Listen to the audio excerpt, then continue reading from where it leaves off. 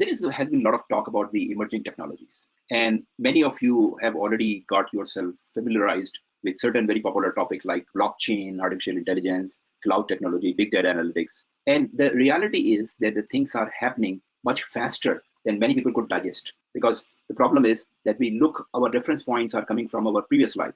And previous life until very recently has been quite slow. So we are turning into a very fast-paced environment. And many times for many people, it is very difficult to really absorb and accept that things could change that fast. But things are already happening. And a few examples we have already seen in the area of autonomous car, for example, where the lot of commercial drivers, taxi drivers across the borders have really lost their jobs, are seriously impacted. One example of that real life impact is that in New York, you must be familiar with the taxi drivers, yellow cabs in New York. So it used to be a big business in New York. And one license to get to drive a taxi in New York would price somewhere like $100,000 when there were no Uber and no Lyft and no Careem. Today, that license which used to sell at $100,000, the price today is less than $1,000 because there is really no value. The drivers who are driving taxis are already seriously struggling to make any money. The next looks like the similar avenue is the autonomous trucks. So there is a lot of commercial vehicles, buses and trucks, and looks like the technology is already proven actually. Technology is working fine. It's only the regulation and the acceptability of the people,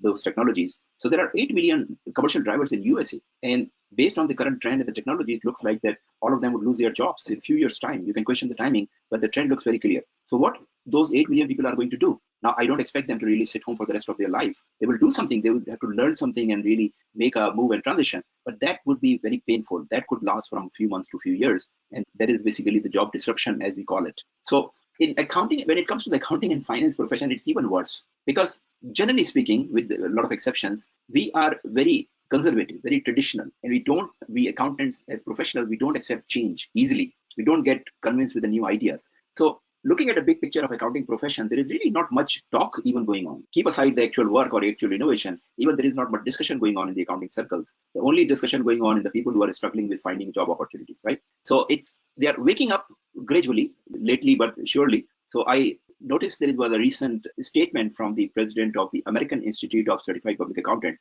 which is the largest accounting body in USA. And that statement was that this technology is going to impact seriously on the accounting profession. And according to his prediction, 1 million jobs is going to be lost. This is the one statement I have seen the first time from any serious, sizable, powerful accounting heavyweights lately. Otherwise, there is not much discussion and talk. But look, as a professional, you don't need to be part of that conservative and traditional accounting profession. You need to look at your career. And that's where my passion is, really helping professionals like you to understand what is happening and prepare you for the future. Future is not really future. Future is today. Future is here already. So try to understand the trends, what is happening, which are almost definite, and prepare yourself that how could you prepare and develop your career within the actual circumstances which are happening today.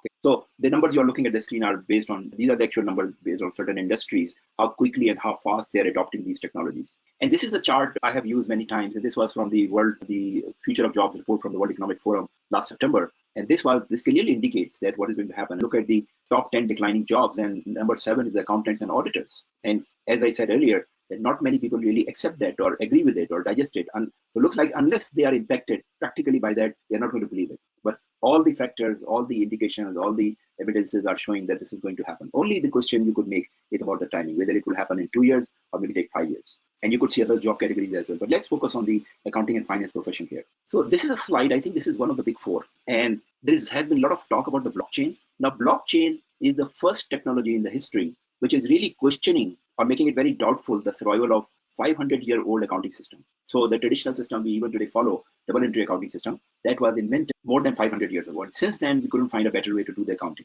And we are still doing today the same double entry accounting system. The blockchain is the first technology or the first solid promise, looks like it will change that 500-year accounting system. And not only finance and accounting, some of the industries which are mentioned here like courts, lawyers, banks, tax authorities, auditors, they're all going to benefit from the blockchain technology. So technology is developing very fast. There are a lot of practical applications already taking place. And there is a lot of development going on. If you look at across the technology area, there is a huge shortage of blockchain developers right now because so much development is going on. And the big giant technology companies and the businesses are investing heavily into this because there is a race going on. The results are very promising and significantly beneficial in terms of the financials. So all big businesses are very interested into it. So blockchain would create the possibility of really creating a trust and verification automatically. So you don't need a lot of people to really do the bookkeeping and audit and controls type of activities. Smart contracts, you might have heard that name. This is a revolutionary idea that smart contracts is one idea within the blockchain technology or domain. The smart contract is basically fully automated documentation that you make a contract, purchase, sale, or any type of contract,